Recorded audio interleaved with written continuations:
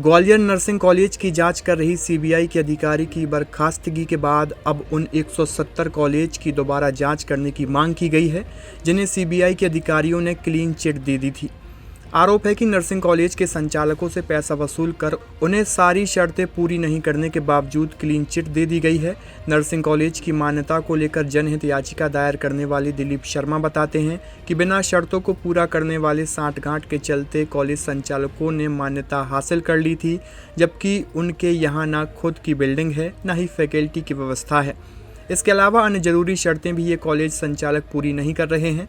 High court ने जब इस मामले की गंभीरता देखी तब उन्होंने नर्सिंग कॉलेज की सूची और मान्यता संबंधी जानकारी हासिल की।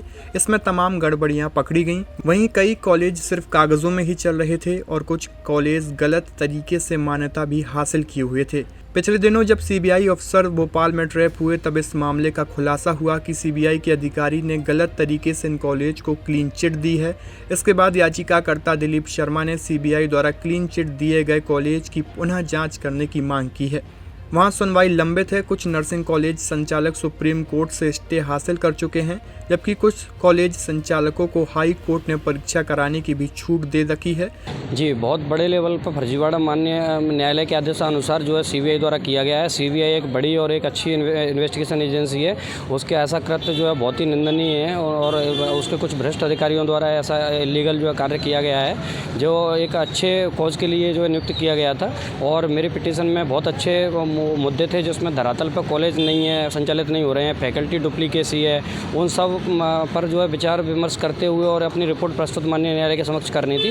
तो 170 कॉलेजों को जो है क्लीन चिट दे करके कि हाँ ये सही तरीके से नियमों के अंतर्गत संचालित हो रहे हैं। तो उन 170 में ये देखने वाली बात है कि उनमें बहुत सारे ऐसे कॉलेज भी हैं जो धरातल पर है ही नहीं। जैसे 2-4 कॉलेजों के नाम जो है मैं मौखिक तौर पर बता सकता हूँ। अभी ग्रंथम कॉलेज हो गया है ना, कैला देवी इंस्टीट्यूट करके हो गया। ऐसे 2-3 कॉलेज ऐसे हैं जो हवा में चल रहे हैं और माननीय न्यायालय के आदेशानुसार सीबीआई द्वारा उसको जो है क्लीन चिट दी गई है। आपकी पिटीशन क्या थी और आप क्या आगे का स्टेप क्या है? हाँ, मेरी पिटीशन जो है वो थी कि भूतलक के प्रभाव से मान्यता नहीं दी जा सकती, जो कि उनके नियमों के अंतर्गत है। और ऐसा जो है उन्होंने जो है देने के बाद भी मैंने उसको चैलेंज किया अपने PIL में और उसको मेरिट पर माननीय न्यायालय द्वारा डिसाइड नहीं किया गया है, इग्नोर किया गया है। तो उसके खिलाफ मैंने रिव्यू पिटीशन जो है दायर की है माननीय जबलपुर न्यायालय में, और उसके बाद वहाँ से कोई रिलीफ नहीं मिलेगा तो मैं सुप्रीम कोर्ट की ओर रुख करूँगा।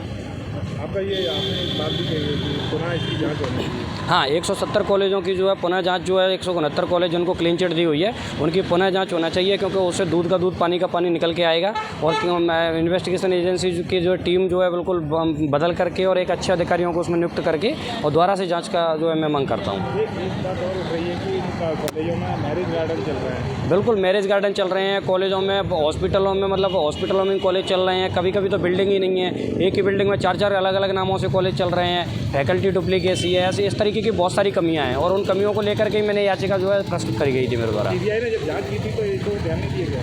हाँ, सीबीआई ने अगर ध्यान दिया होता तो 170 कॉलेजों को क्लीन चिट दे ही नहीं पा रही होती।